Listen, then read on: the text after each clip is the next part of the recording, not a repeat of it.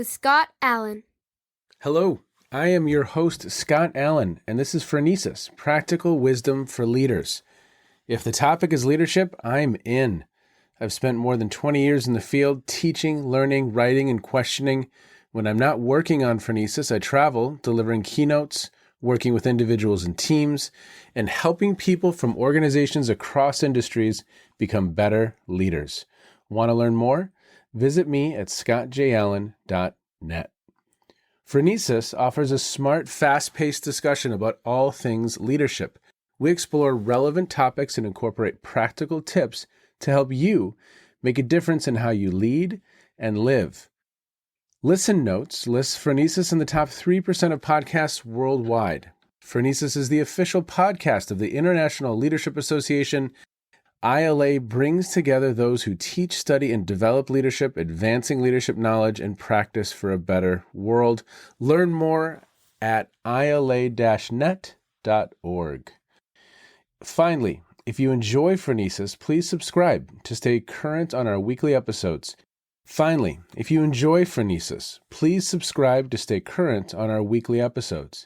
If you find an episode that resonates, please share it with your colleagues and friends. And if you want more content, subscribe to my newsletter, The Leader's Edge. The link is in the show notes. As always, thanks for listening. And now, here's today's show. Okay, everybody, welcome back to the Phronesis podcast. Thanks for checking in wherever you are in the world today. Fun conversation with Dr. John Ross this afternoon or this morning or this evening, wherever you are, whatever time it is. For me, it's the afternoon when we're talking. But John started his career as a 7th grade history teacher in Mesa, Arizona. From there, he worked as a producer of musical events and then as a project lead at one of the world's leading manufacturers before becoming a business professor at Indiana University's Southeast campus. He has been researching and working with teams for more than a decade. His research in extraordinary teams and unity has since expanded into hope, knowledge acquisition, and retention.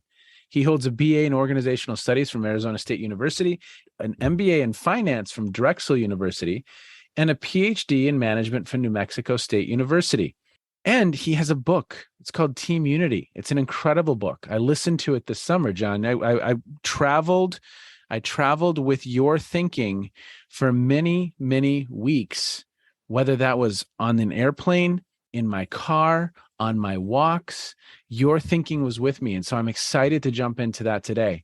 But how awesome is like Arizona and New Mexico? Let's start there.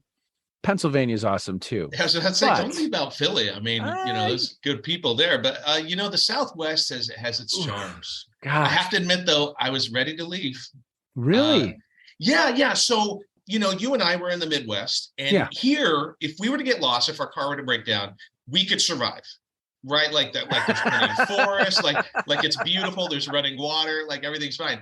Out in the Southwest, everything's trying to kill you. Like everything, like it's just death everywhere, and so it's brutal, and it's gotten so congested now. I mean, we lived 20 minutes away from Target, and it was only 4 miles.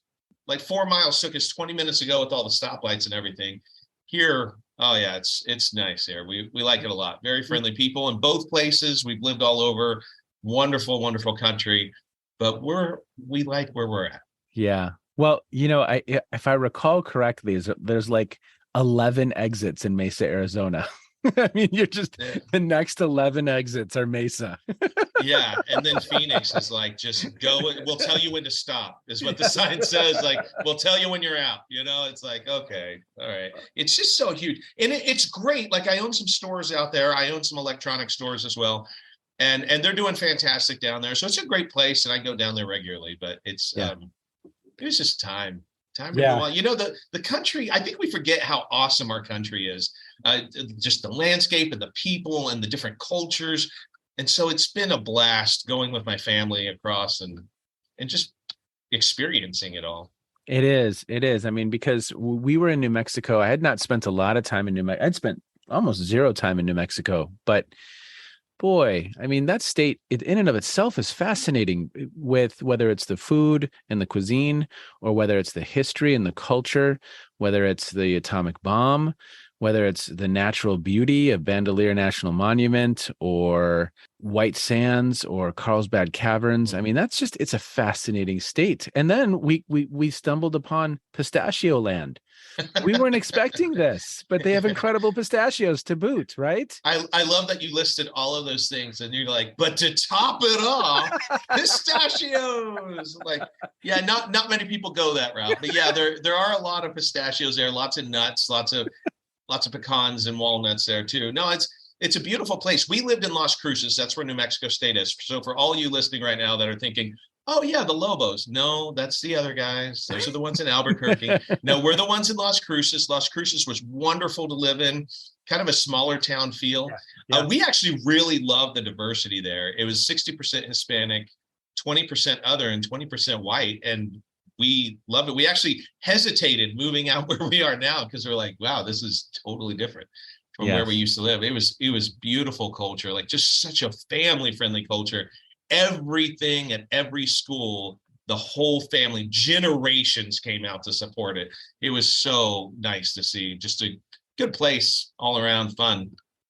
Well, I think you're right. I mean, we live in just a really wonderful, wonderful place. And there's so much, whether it's the cultural diversity or just the diversity in landscape, because again, where you are now, lots of green, flat out there. Everything's trying to kill you. That's right. That's right. The heat or the expansive space in between gas stations. There's a lot going on. Let's pause this and talk about heat for a second. Everyone here is like, oh, well, Arizona's a dry heat. So, no big deal. Yeah, well, when it's 122 degrees outside and things inside your car are melting, it's hot. Okay, like people die. Like the papers keep track of a death toll of like who died, how many died from the heat wave this year. You don't get that anywhere else in the country. So for everyone that's thinking, yeah, but it's not humid. Well, it kills you. No one's ever died from humidity. All right. Like airplanes can't take off at a certain temperature. Yeah, right? like because their tires are literally melting. It's ripping up the runway. Like that doesn't happen in most of the country. So okay. I want to jump into this book, Team Unity, because we met last summer at the Management and Organizational Behavior Teaching Society conference. You sat down, we had not met. You sat down and we started talking about your book, Team Unity. And then I actually came to one of your sessions, and that was an incredible experience. So, right, I think as we were at the table sitting, I bought your book on Audible. And then it was from there that for a good portion of the summer, and I am not blowing smoke. For me, it is literally the best book on teams I've ever come across. And I've only read one, which was yours. But it's the best. Well, do me a favor and leave that review on Amazon. That would be fantastic. No, we'll serious. Pause. No, I really appreciate that. It's great. It's just great. I mean, thank you for the work. In the academic world, we publish journal articles, and while those are fun, I really enjoy research. This book is my labor of love. Like this was. I mean, a normal journal article, 5,000 to 10,000 words ish. This is, I wrote it with 60,000 words. We trimmed 25,000 words. I added 35,000 words. And so it's 70,000 words. Like it's way easier to publish an article for sure. But I loved it so much. Obviously I could go on for 70,000 words. So I have to contain myself a little bit, but it's truly a passion. As I talk to business leaders and such, it's interesting their views on teams, and they're just like, oh, we have a good team, we have bad teams, whatever. It's like, no, oh my gosh, a team is so complex. It's more than just good and bad, and every team exists on a scale, and you can take it from a poor performing to higher performing. Every team has that chance. Yeah. Anyway, like I said. Well, no, take us through that. I mean, okay, so let's go kind of 50,000 feet with your kind of general way of how you're approaching the topic. But then I would love to kind of drill down into each of the four primary areas a little bit. Obviously, we want to entice listeners so that they go out and buy Team Unity, because again, and for listeners, it literally is the best book I've ever read on teams. It's so well done, and it's easily digestible, and it just makes great intuitive sense. it's a wonderful, wonderful read. So I just want to give listeners a flavor of that work.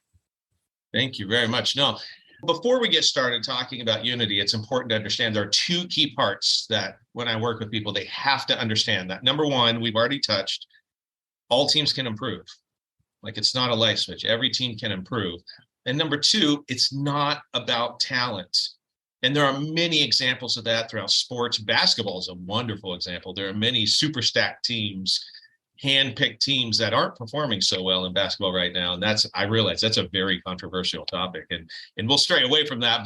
But there are so many examples where it's not all about talent. It's, as far as everything being equal, as long as everything's equal, then it's all about how unified a team is. So once you understand that, then we can dive in.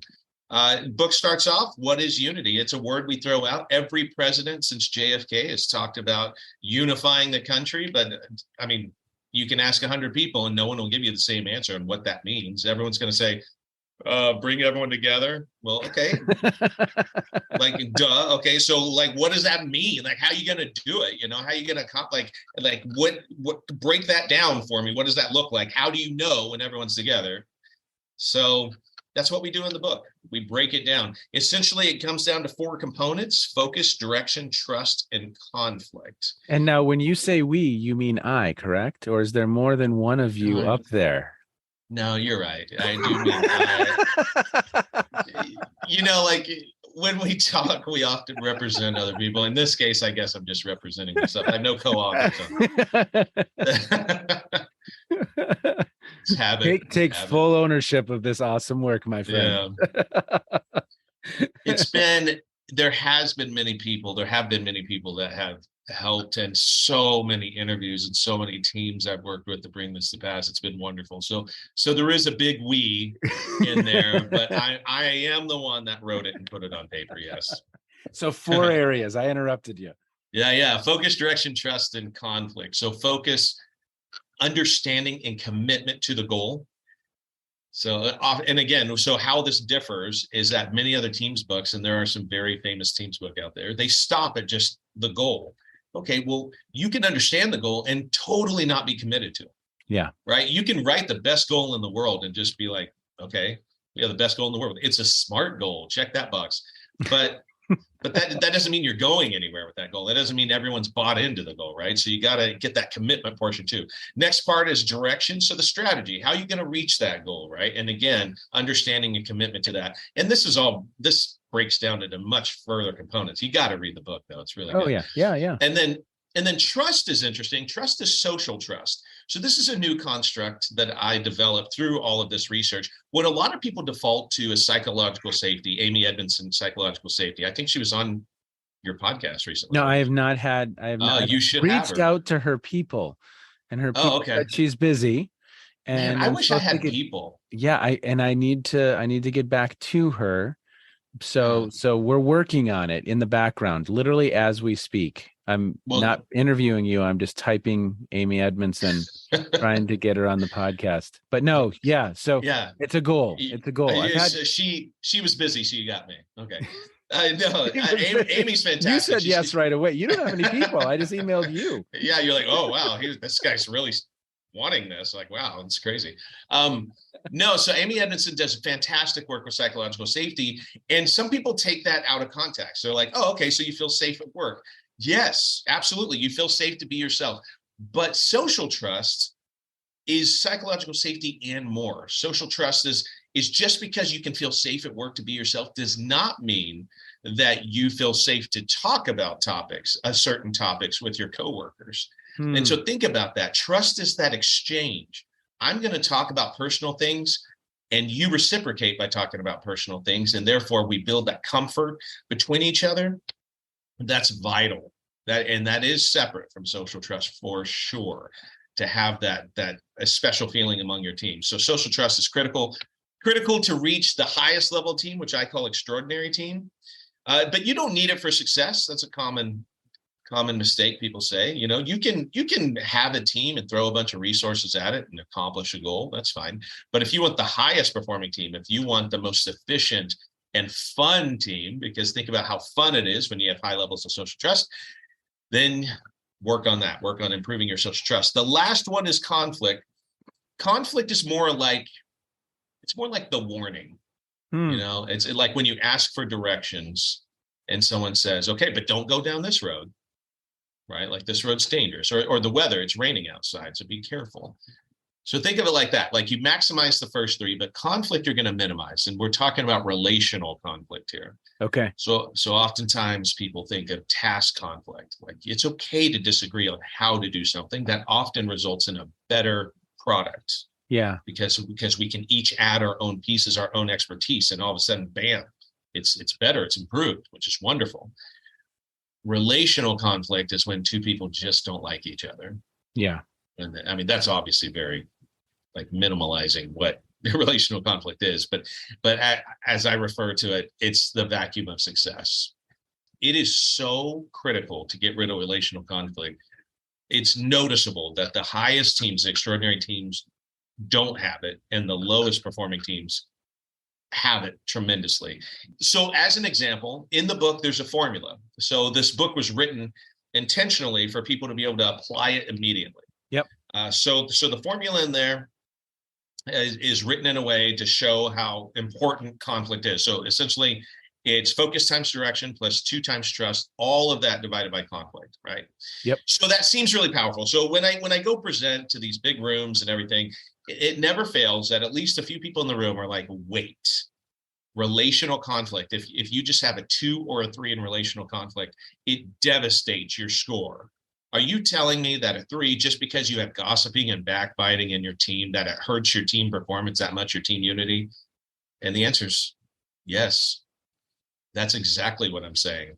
It will devastate your results. Because think of it. If you have a group of people that won't work with another group of people and they're trying to tear them down, the person that's trying to perform is now worried about these other schmoes over here that are trying to tear them down. And so now that social trust starts to decrease, right? Now, all of a sudden, I'm not as focused on the goal. I'm not as focused on the strategy, because now I'm more focused on self-preservation. Yep. Right now I'm trying to improve my stature. It's like, oh no, they're trying to tear me down. I need my boss to make sure that he or she knows that I'm fantastic, right? Yep. And so there's this constant battle. Oh, it's terrible. It's terrible. Well, I was reading, actually, I'm listening to a book by Ray Dalio right now called Principles. And in that book, he highlights the work of Robert Keegan. And I forget the exact phrasing, but Keegan says something like, most people have 2 jobs, not just one. One is the actual work. And then the other one is managing people's impressions of the work and of what you bring to the table. It's something to that effect. There's all this other stuff happening over here that just eats away at us actually being able to do the work and knock it out of the park, right? Oh, it's huge. That relational conflict. Absolutely. Absolutely. In fact, you talked about everyone having 2 jobs. That's so relevant in today's time with virtual teams, right? And everyone working virtually. I just spoke to a friend yesterday that said she wasn't feeling well. So she spent her whole day just keeping her mouse green. Just making sure she moved her mouse every 3 minutes so that her little icon stayed green, right? Because that's that impression management. Like, oh, I'm busy. I'm totally busy because my mouse is green. I hear that a lot from my students too. Like they're just, it's very interesting. Raise your hand out there listening if you've had a day where you're like, I'm just going to look busy because I'm not getting much work done today. Yes. Okay, so talk about the 2 times trust. Oh, 2 times trust. Okay, good point. Okay, so focus times direction is the biggest part, right? So. Yep. So that part, that's huge. We get those 2 things together. Fantastic. The 2 times trust is interesting because that signals that trust isn't as important. You can still have a great team. You can still have a team that's fully focused and full, like a 10 in direction, but maybe you just aren't that familiar with each other. In fact, think of it like this. How many times have you worked with someone for 5+ years and you barely know anything about them? You're cordial with them. You're nice to them. You say hi to them. Maybe you say, oh, how was your weekend? Something like that. But you don't have that high level of social trust. In those scenarios, you can absolutely have a team that gets the job done. You can have a high performing team in those scenarios. But the 2 times trust is, think of it like the secret sauce or the in your case, the pistachios in New Mexico, right? This is the top, like the hot fudge on an ice cream sundae, the whipped cream, right? This is it's a good sundae without that stuff. New Mexico is great without pistachios, but man, it's so much better with pistachios. It is. It really, truly is. It really, truly There's is. a giant pistachio out in front of Pistachio Land, which really welcomes you in just a wonderful way. There are teeth marks on that pistachio. I did not know that. There are teeth marks on that pistachio where people try to eat it. I'm sure it's I hope it's just a joke that people try to eat it, but there are teeth marks on that pistachio. Well, it was so funny because we were driving into Alamogordo, and all along they say the world's largest pistachio. So we were thinking we were going to drive in and see just a large pistachio. And we didn't necessarily know that it was just going to be like a structure, like a concrete, pistachio. We thought it was going to be a real pistachio. And I think my daughter said something like, I hate it when my imagination lets me down, because she was so bummed out that it wasn't a real largest pistachio in the world. We were excited to see that, right? Well, it's for all of my Las Cruces people out there, they have another largest. They have the largest chili pepper. Oh, it's in front of one of the hotels. It's similar for, if your daughter's listening right now, don't let your imagination run wild. It is not a real large chili pepper. It is made out of cement and everything, and it's red and green. But they're very proud of their chili peppers there. Hatch green chilies are phenomenal. And during this time of year, they're roasting everywhere. And you can go to any grocery store parking lot and they're roasting. And it's wonderful. And you can get your meals, I think they call it Christmas. You can get red and green, if I'm not mistaken. Yes. In fact, there's a false rumor that's swirling around that every time you come into town, or if you're new in town, they say, every restaurant asks you how do you like it, red or green? There's a big debate. That's not true. There's no debate on it. Like, it's obviously green. That's what everyone likes. There's no debate. So I don't know. People are building up this big debate. It's not true.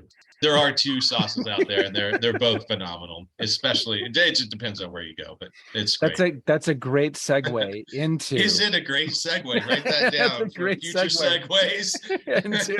into talk about some of the teams that you worked with, because this is all based on your research. Talk about some teams that you worked with that were really doing it well. Would you tell a couple stories? That's a great question. So let me give you a great. It was a great example. Segue. It was a great segue. It was a great segue. It's a great segue. Thank you very much, Scott. That was fantastic. Yeah. So there have been some phenomenal teams that I worked with. One of the first ones I worked with was really fun. I actually was working with a band. Okay. A high performing collegiate band. I was there for a completely different reason. Yeah. And then I started talking to the conductor, and it was his idea. He said, man, you know what? Being in a band is like teamwork. And I was like, never thought of it like that. I mean, I'm interested in teams, but whatever. I'm here for something else. And then I started watching, and I was like, whoa, this is really good. Yeah. And there was great opportunities in there where I was able to start interviewing. Again, I was there for another reason, but I was like, oh, dang, like this is really good. Where I interviewed section leaders and how section leaders work with other section leaders, and how conflict works with the team. If someone, a percussionist who's normally in the back, if there's conflict that they have with the clarinetist, then that can cause issues with their playing performance. Anyways, it was really cool. But this band, this conductor, I should say, did a phenomenal job of getting them to work together, and really brought them together. And actually had me train them in teamwork, which at the time, I mean, this was like 9 years ago. So my research was barely even started at that point on this subject, but it was a lot of fun to see their growth and to see them all pushing forward this goal. There was an invitational into the Philippines, and they all wanted to go to that. Yeah. And he said, okay, this is a big deal. So you're going to have to perform at this level. They were on board. I mean, that's super cool. With that being said, another music group that actually just happened this past month, I was volunteering with an a cappella group. It was one of those things. I don't know if any of you have kids and they ask for a volunteer and you don't volunteer because you're like, well, not me. Someone else is going to jump on that. And then they said, okay, no, we really need volunteers. Like, no one signed up. It's like, okay, I'll go. I didn't know what to expect. I have the coolest kid, so I was happy to be there with my kid, with my oldest son. But I was like, it's a cappella. I've seen I've seen Pitch Perfect 1 and 2, so I'm kind of, this is what I'm expecting. I hate it when my imagination lets me down. I was expecting like singing just to break out in spontaneous Journey, musical performances, like really cool versions of Journey songs, right? Yeah, I've seen a few episodes of Glee, and I'm like, I don't know, like I don't see anyone sad and walking to in a melodic way or anything like. But I'm there, and it was amazing to see these kids from all different walks of life. And they want to win state this year. They got 3rd place last year, and they really think that they could have won state. It was amazing. I mean, here you have these kids, and these are high schoolers. What's most important to a high schooler for most high schoolers? Social life, right? Like that's critical. Not here. I mean, here we are staying in cabins, far away from normal life, I guess. Many opportunities for them to hang out and goof off and everything. Nope. They were 100% focused. They were there. She broke down the strategy. This director is fantastic. Broke down the strategy. Okay, guys, you want to win state? Here's what it takes. Here's where we need to be, and here's how we're going to get there. And they said, let's do it. And then she had some trust exercises. It was really cool. But there was also, and this, I mean this kind of as a joke, but it was also really cool to see us chaperones too, to start off as a completely new team. We didn't know what we were doing. We didn't even know why we were there, really. I mean, we knew why we were there, but the director had things in such great order that we were like, she doesn't even need us. Like, these kids aren't going to do anything because they love her and respect her so much. But we got together and said, but we're here, so why not do something? And we really pulled it together. In fact, even the director was like, I don't know what you guys did, but you guys are way more active, and you guys did all this extra stuff. Anyway, so those are some very recent ones. They're all centered around music. So as I talk about in the book, some of the worst performing teams I've ever worked with, and I won't say the companies because that's not fair. No. I don't want to do that. But executive teams are the worst teams I've ever worked with. I worked with this team where they knew the answer. Like, these executives knew the answer, right? They're trying to save money, right? Cutting costs and everything. They knew what the answer was. And the answer was to work together. Right. Hey, if we order this part, then we can save this money because we can get, all these crazy good discounts, and we can do this and that. And all we need is for you to sign off on it. And the other vice president saying, no. Wow. Do you know why? Because that makes you look good instead of me. And everyone was vying for the next spot, because once you're vice president, that next spot is the C-suite, right? And in this case, the salary jumped up to $1 million a year, plus stock, plus access to the private plane, plus your own bathroom, plus 2 secretaries, 2 admins. Yeah. And that's, it's pretty exciting, So I actually interviewed, not only did I work with them, I went to the COO and I shared my results. Like, I actually used the formula in different ways, and I shared my results. It's like, these are the lowest scores I've ever seen. Like, your people don't like each other big time. Like, they are not working together. And her response was, that doesn't surprise me. Yeah. And I knew this person well. Like, we had done, I know this sounds silly, but we had done many potlucks together. Okay. I'm a big fan of food. I started, when I used to work at this corporation, I started a Thursday dessert potluck. So every Thursday, people would bring in cookies and cakes, and we just goof off. But it worked its way up the chain to where we had executives coming out and joining us. It turned into this wonderful networking opportunity. But it started off as just people baking cookies at work, so it was fun. But anyway, she said she wasn't surprised because she knows what the next spot means to them. Like, these, like, you don't get to be a vice president without being some sort of A-type of personality, some sort of competitive person, right? You're a doer. You're someone that is very intelligent, right? Like, you've been chosen. And this is a multi-billion-dollar organization that I was working with. And so that next step is a major resume boost, right? And it changes, it will literally change your life. So instead of working together, which is what she said the person that I'm going to hire to replace me is the person that can unify everyone, is the person that will actually pull people together and that can get them to work, because that's what my job is. It's herding cats. There's another example. This isn't my story. This came from one of my students. So I teach a graduate level teams class in which unity plays a big part of that. But one of my students talked about volleyball. Have you ever thought about volleyball being a team sport? I have, yeah. unless it's just the two of them. But I guess that's even. Well, wait. Yeah, wait. They still have to work together. But no, totally. But is two people a team? I mean, how do you define that? Okay. Well, that's what's so great about Unity is that this book, not just book, the Unity and everything. It's not just about teams; it's about relationships. So anytime you have two or more, I mean, it's marriage, right? It can help marriage. It can help sand volleyball teams. I mean, anytime you have a relationship, this is what it's all about: is people working together.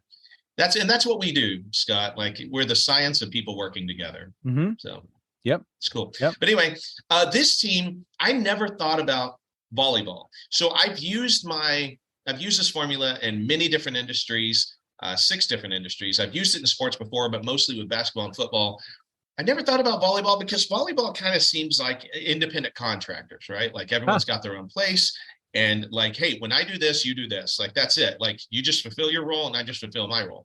Versus a basketball where it's constantly moving and shifting. And sometimes you're the leader because you're the one with the ball. Sometimes you're the one waiting for a pass. Sometimes you're the one just being a decoy, right? Like there's so many constantly moving parts in basketball, and volleyball just seemed kind of static, I mean, they're moving, but it's like, you know what I'm saying? I didn't know. And this is my ignorance. For all of you out there listening that are going, you're an idiot. Yes, I was. I was absolutely ignorant. I didn't know. When it comes to volleyball, I am. Yeah, but one of my students was from the #1 collegiate women's volleyball team in the nation. Okay. University of Louisville. And so she was like, oh man, and she was sharing such wonderful, beautiful examples of these girls coming from all over the United States. They don't know each other, but they want to win. They're hyper competitive and they want to win, but everyone has their own ways. Because remember, they all come from different training. They all come from different coaches. Yep. And now they have to unite under one banner. And she and the coach has to say, everything you've learned before is wonderful. And you're going to use that, but you're going to do it in this way, in this unified way. And it was an amazing story to hear how she's able to pull people together. And she has to do this every year because her girls are constantly being recruited to go all sorts of different directions, and which is a major issue with those high performing levels of college sports, right? Is that they're constantly being pulled out, and these coaches have to reform every year. It's a fantastic story. So that was based on what you could tell, an ET or an extraordinary team. Oh yeah. No, everything that they did, again, every week we would ask questions and there were discussion posts and everything. And every week she'd post a little bit more about that story. And so then I actually interviewed her after class, after the class was over. I was like, I want to talk more. I have more stories, and I should have done a podcast, but I have more stories that I want to get out of you. Like I want to learn more about this whole volleyball teamwork thing. And she schooled me in that. She was very enlightening. But yeah, beautiful story about coaches. And I mean, we see them as coaches and we're like, yeah, coaches, they correct how you play. We don't see them as team builders a lot of times. And people come to their team from all over, and they have to work with all sorts of different personalities. Everyone wants to be the superstar, especially in today's time. NIL, the name, image, likeness, where you can make great money in college. And so there's a lot of independent contractors out there that are out for themselves, right? And so, but I know that you are a huge fan of basketball. I mean, it just reminded me of that John Wooden story where one of the first things he did was teach them how to lace their shoes. We're going to start here and build. Absolutely.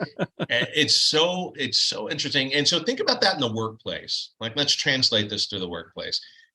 So many times we forget that our team members that we're the leaders of have come from all sorts of other leaders. And with that, they bring all sorts of baggage. Yep. And with that, they have baggage from their family. They have baggage from their other teams that they've been on. Maybe they've been leaders before, and now they're one of your team members instead of the leader of the team. I mean, there's so many things that you have to work with. And so uniting a group that comes from all different walks of life into a single banner is tough. Yeah. It's really tough. It's a science. Yeah. Well, it's hard enough to lead myself, much less a bunch of other folks who right. That just makes it more complex. Yeah, it is very humbling to have to talk to someone on your team and go, I'm about to talk to you about something that I need to work on myself, right? Yeah. Yeah.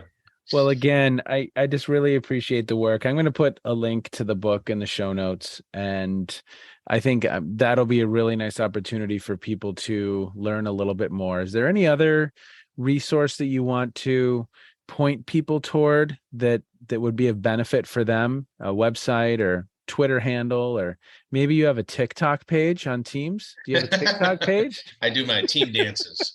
That's what I do. No. Go to www.leader411.com. Great little blog there. I just, we're writers, we're authors. And so we just want to keep fresh. And these are little thoughts that I've had, but it's also some of my interviews I've done. So my next book that I'm writing, I wanted it to be everyday teams, because so many of our books that are written today have just talk about Google, Amazon, Apple, Walmart, right? Like the GAAP. That's pretty much what they talk about.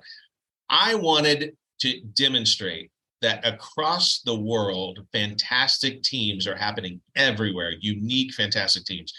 And so some of my interviews are there, such as a world famous magician. That's teamwork. I didn't know. It was great to talk to him. It's like volleyball, right? It's like volleyball. I didn't know, but it's a huge amount of teamwork. And with the especially one of the things that he talks about, and you can read about it on leader411.com, is about social trust and how important that is.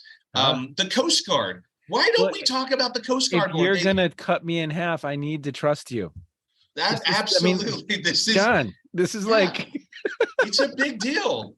I need to know that if you lose my keys, I can get them back. That if the rings get stuck together. And your segue to the Coast Guard, I teach with two former Rear Admirals. They were in charge of the Great Lakes for the Coast Guard. And that is, wow, some of those stories. So when I started this whole, I'm going to interview unique people, I started with him. He was a good friend of mine. Again, we go to each other's houses. We have barbecues. Our kids are great friends. So this is someone I've known for several years. And I said, let me just take you out for lunch, which, by the way, if anyone wants a free lunch and has a good story to tell, that's how I pay my people back. I take them out to lunch. So I said, let me just take you out to lunch and let's just talk. I just want to hear some stories. He shared the most amazing story. Go look it up, where he's jumping into black water and swimming over and saving lives. And I'm like, what the heck is happening right now? Why don't these stories are never in books, and they should be. I have stories from an underwater archaeologist. Oh, wow. Looking for Atlantis and stuff, huh? Yeah. Underwater archaeologists, Antarctic explorers. Nice. There's a whole collection of them. You can look up some of them online. That's a great place to go. I love it. Okay. Final question of the day. What's something that you've been reading, listening to, streaming? It could have something to do with what we've just discussed. It could have nothing to do with what we've just discussed. What's something that's caught your attention in recent weeks that listeners might be interested in? Okay. So I like all sorts of topics. I'm always about learning. So there's two I'm going to point out. Okay. Number one, this book blew my mind. I'm looking it up right now. It's called Cultish, but I want to tell you the author, Amanda Montell. Cultish it's about language and the power of language and how cult leaders use language to subjugate their people. It sounds like a very dark book, but it actually only a small portion of the book talks about the big cults. Most of the book talks about the mediocre cults, things that are maybe not, that are in our lives. And I don't want to say them because I don't want to give a bad rap. Amanda can do that. But there are things in our lives that are cults, that are mini cults, that are cultish. Wow. And so she talks about the language that they use to ensnare you and to make you feel bad if you try to leave. And it blew my mind. Opened my eyes. Is this my hairdresser, John? Could be your hairdresser if you try to leave. Because I feel bad when I leave my hairdresser. I don't know. Now I'm intrigued. If you were to try to find a new hairdresser and your hairdresser's you're going to fail in life. If you find a new hairdresser, that would be cultish. That would be, okay.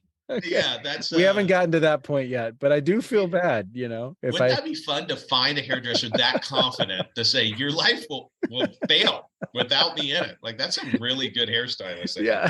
So that's one book. But because of the discussion, the other book. So I actually, I just really enjoy writing. And so I also write middle grade fiction, because why not? Middle grade is a specific genre. It's actually if anyone would like to know, the hottest genre on the market right now. Ooh. But it goes from ages 8 to 12. Okay. So Harry Potter, the first few books of Harry Potter, middle grade fiction. So it's not about how many pages it is or how many words it is, but just the content, right? Okay. So I write that as well. I have a book that is hopefully will be published here soon. It's a lot of fun to write, but I'm reading this other book on creativity, and look how fun this book is. Those of you that this isn't a video, I'm just showing this to Scott, but it's called Wonder Book. Oh, wow. And it's by Jeff Vandermeer, and it's about how to write creative fiction, but it's filled with like really cool illustrations and just fun little pieces of work. And so it just talks about like building a world. I love it. Okay, sir. Thank you so much for being with me today. I really, really appreciate it.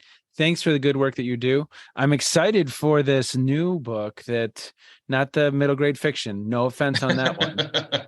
That will be exciting to a faction of people. And I'll buy it for my daughters. But I'm excited for this everyday teams and people doing work that may not have some of that light shown on them, but are doing incredible things in the world. And so I very, very much appreciate that.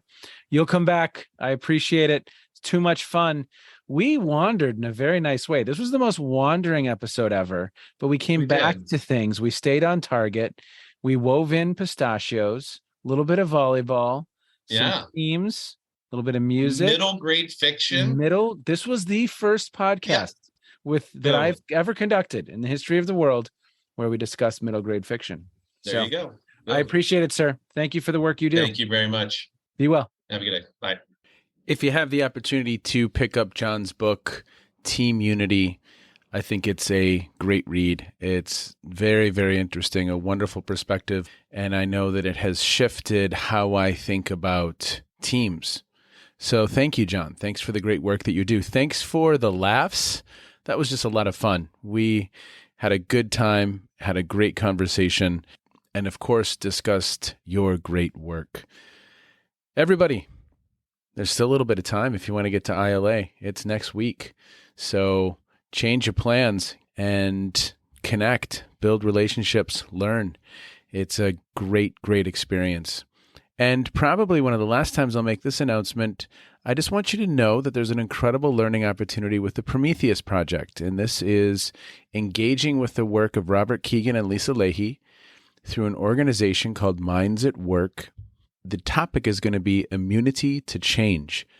Just a powerful self-awareness, consciousness building activity that is one of the most powerful learning activities I've ever been a part of. You can find a link in the show notes.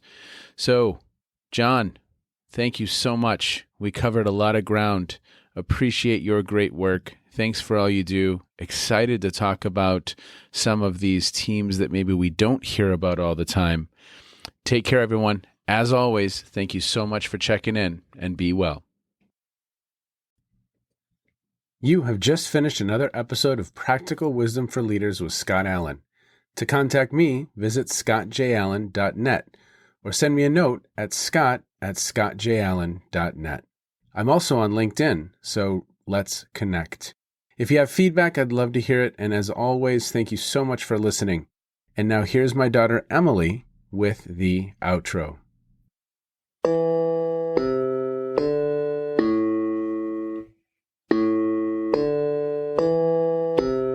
You've been listening to Phronesis, Practical Wisdom with Scott Allen.